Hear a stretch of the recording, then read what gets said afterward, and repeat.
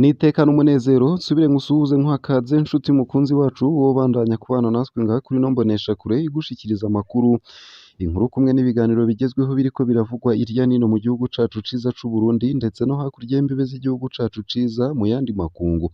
Ndaguhaye ikaze, ndaguhaye mwaramutse cange mwiriwe bivanye n'aho udukurikira uherereye. Wowe udukurikira uri mu gihugu c'Uburundi ntunyemerere nguhe ikaze nanakwipfuriza kugira umunsi mwiza, ndetse nawe udukurikira uri hakurya y'imbibe z'igihugu c'Uburundi ndaguhaye mwiriwe cange mwaramutse bivanye n'aho uherereye. Utegerezwa gusa gufyonda sabone cange subscribe nawe utarafyondako hama ukabandanya urashikirwa n'amakuru, inkuru kumwe n'ibiganiro bigezweho tubandanya gushikiriza binyuriye ngaha kuri ino mboneshakure idahengeshanya kubigushikiriza kamwe ku kandi mu buryo butosoye kandi butomoye. Biba biriko biravugwa irya nino mu bisata bitandukanye nk'igisata c'ubutungane, igisata c'inkino, igisata c'indero, igisata c'agateka kazina muntu, igisata ca politike, igisata c'umutekano, igisata c'imigenderanire n'ayandi makungu, igisata c'uburimyi n'ubworozi kumwe n'ibindi bisata bitandukanye irya nino mu gihugu c'Uburundi ndetse no hakurya y'imbibe z'igihugu c'Uburundi mu yandi makungu. Ico utegerezwa gusa nyene ni ukubandanya kubana natwe. Aka ni akarenganyo kabishe. Colonel Dieudonné Dushimagize hamaze amezi 10 arangije umunyororo ariko avundiye mw'ibohero. Yitwa Colonel Dieudonné Dushimagize bamutazira gangi, aho yahagarikwa ku wa 18 Munyonyo 2016 yari icegera c'umukuru w'iperereza rya gisirikari GD. Agifatwa yagirijwe icaha cari gisigaje iminsi 10 ngo kibeho, arico co kugerageza kwica Willy Nyamitwe. Ivyo navyo bikaba vyarageragejwe ku wa 28 Munyonyo 2016. Abagiriye ico caha babaye abandi, yahaniwe icaha hatigeze asambishwa ko. Umunyororo wiwe yawurangije ku wa 18 Munyonyo 2021 ariko aracapfunzwe, anagwaye ingwara zidakira zishobora kumusinzikaza. Ngiyo ishusho y'ubutungane mu Burundi. Ihagarikwa rya Colonel Dieudonné Dushimagize batazira gangi. Colonel Dieudonné Dushimagize yahagaritswe ku mutaga wa 18 Munyonyo 2016 ari ku mirimo yiwe mu biro bikuru vya gisirikare. Yaciye ajanwa mu biro bikuru vy'igendereza SNL gusambishwa hanyuma hapfungirwayo. Ico gihe hari umukaporale chef yitwa Jean Claude Nduwayo yari yafatanywe inkoho zibiri zo mu bwoko bwa pistolet. Bamubajije avuga ko imwe yayikuye kwa Colonel Dushimagize. Ageze imbere ya Senare, Caporale chef Nduwayo yavuze ko yabesheye Colonel Dieudonné Dushimagize kubera amahiri. Ku wa 22 Munyonyo 2016 Colonel Dieudonné Dushimagize yahavuye ajanwe imbere ya parake nkuru ya Bujumbura. Uwo munsi nyene dosiye RPC 25 yaciye yuguruzwa muri cour d'appel ya Bujumbura.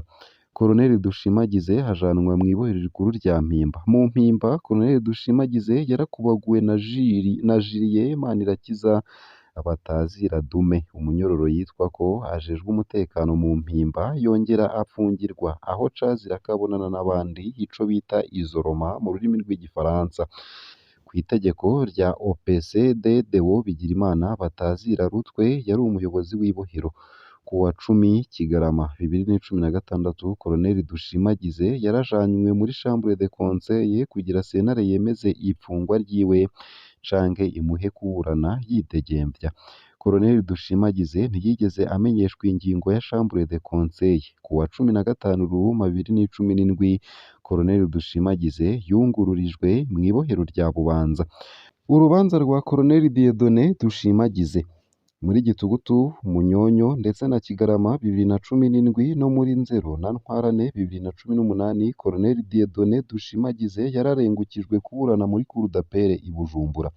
Urubanza rwiwe RPC 25 rwaragoye cane abamwagiriza. Ubwa mbere bwo bamwagiriza icaha co kugerageza kugandagura Willy Nyamitwe, kandi ico caha cabaye ku wa 28 Munyonyo 2016, ni ukuvuga inyuma y'iminsi 10 Colonel Dushimagize hapfunzwe. Senare vyaranayigoye kubera ico caha yaza yaramaze kugihanira abandi barimo intwazangabo zibiri zahoze muri FDD arizo Colonel Nestor Bahati batazira Sadepa ndetse na Colonel Jean Baptiste Miruho batazira Mirosi. Colonel Dieudonné Dushimagize yaragirijwe kandi icaha co gutunga ibirwanisho bidaciye mu mategeko mu gihe uwari yabimwagirije yemanze imbere ya sentare ko yamubesheye kubera amahiri yo mw'iperereza.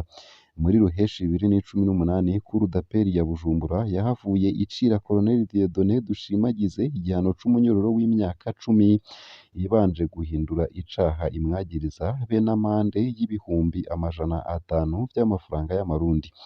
Colonel Dushimagize yarunguruje muri sentare Ntahinyuzwa aho yaburaniye muri Rusama 2019 mu rubanza RPCA 11-9 naho nyene vyagenze co kimwe no muri Cour d'appel. Sentare iraheza yemeza ca gihano ca mbere arico umunyororo w'imyaka 10 n'amande y'ibihumbi 500 muri Nyakanga 2019. Colonel Dushimagize yarahejeje umunyororo wiwe. Co kimwe n'abandi banyororo batari bake, Colonel Dieudonné Dushimagize hari mu bakozweko n'ikigongwe c'umukuru w'igihugu co kuwa gatanu Ntwarante 2021. Igihano ca Colonel Dushimagize caragabanuwe igice kija ku myaka 5, amande y'ibihumbi 500 vy'amafaranga y'amarundi yaciriwe yaramaze kuyariha. Mu gihe yari yafashwe kuwa 18 Munyonyo 2016, imyaka 5 yarangiye kuwa 18 Munyonyo 2021. Kuva ico gihe yarituye inzego zose zishoboka arizo uburongozi bw'ibohero rya Bubanza, umushikirizamanza mukuru wa Repubulika, umushikiranganji w'ubutungane, umurwi w'igihugu uraba agateka ka muntu CNIDH, umukuru w'igihugu, ariko vyarananiranye ko Colonel Dieudonné Dushimagize arekurwa. Nta mutegetsi n'umwe asigura impamvu umuntu aheza umunyororo akaguma apfunzwe. Uyu munsi amezi 17 ararumanye Colonel Dieudonné Dushimagize apfunzwe bidaciye mu mategeko. Nyene icubahiro Perezida Evariste Ndayishimiye, nyakubahwa mushikiranganji Domine Banyankimbona, ninde azoheza kano karenganyo? Iyi nkuru iri mu rutonde barekure twagenewe abapfungiwe ubusa. Ukaba uzi uwundi apfunzwe yarahejeje umunyororo canke yararekuwe n'abacamanza? Twandikire unyuriye kuri WhatsApp akamenyetso ko guteranya 324565651 ngaha akaba ariho nsoreje ino nkuru ndende yari yanditse ku rukuta rwa Pacifique nini nahazwe kuri Facebook. Nayo mu bindi kandi mu ntara ya Rumonge umunyororo w'imyaka 30 nico gihano sentare nkuru ya Rumonge yaciriye kuri uyu wa gatanu imisore ibiri y'imyaka 18. Ubundi w'imyaka 15 yahanishijwe gupfungwa imyaka 3. Mu ntahe y'ikibiriraho bagiriwe n'icaha co gufata ku nguvu umwigeme atarakwiza imyaka 18 banafata amasanamu. Hari ku muhingamo wo kuri uyu wa gatatu, bose bazoriha n'ihadabu ry'ibihumbi 500 umwe.